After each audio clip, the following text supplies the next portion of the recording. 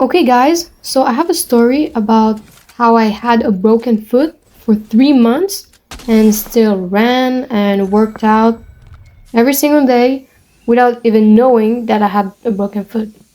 So, how did it initially happen? It was 2 years ago during the month of November.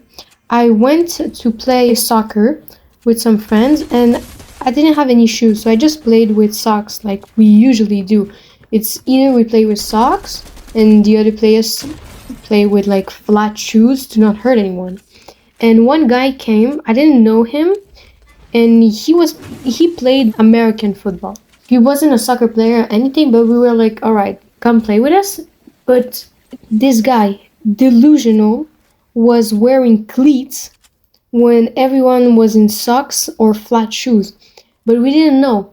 So at one point, I was racing against him to get to the ball, and I arrived like 1 millisecond before him and took the ball from him. So I put like my foot in front of the ball.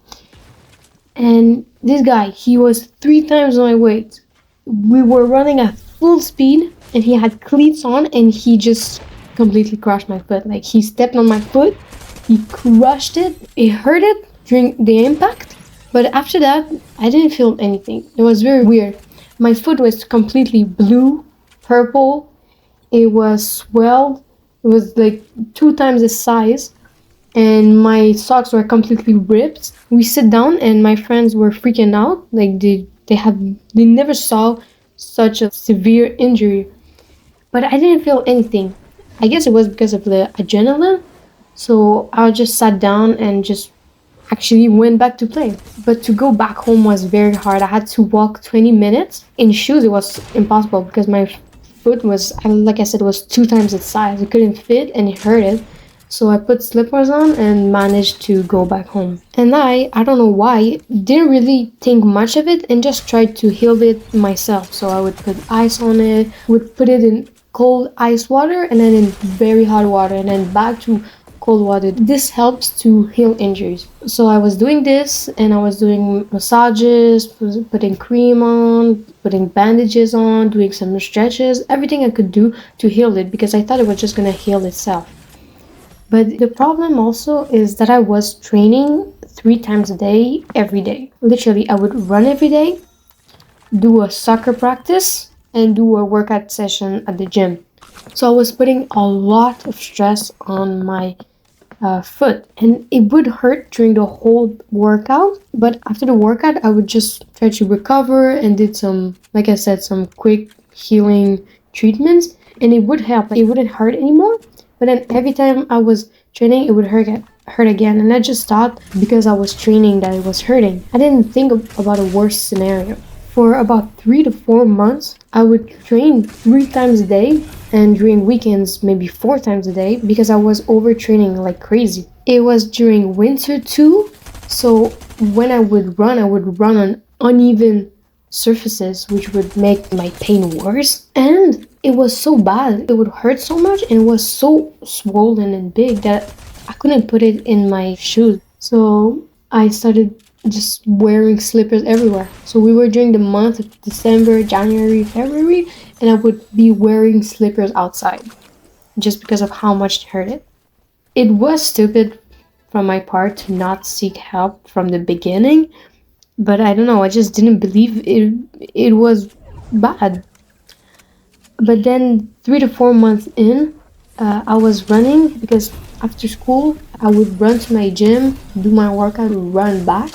And when I was running back during this one day, it felt like the worst pain ever. And I couldn't handle it anymore. I was like, I don't care. I'm going to the hospital. I'm skipping school. No matter what, I'm just going to go to the hospital and get this fixed because I can't take it anymore. It's been 3 to 4 months. The problem too is that for 3 to 4 months, I didn't want to go to the doctor. I wanted to ignore this problem because I didn't want to like stop my career in soccer. So I just was avoiding it. Finally, I went to the hospital and they told me that I had 2 fractures on my left foot for the past 3 to 4 months. And during all that time, I was trying to heal itself, but because it wasn't in a tight space, it was healing in a crooked way. It wasn't healing in the proper way. So I had to wear this a gray boot.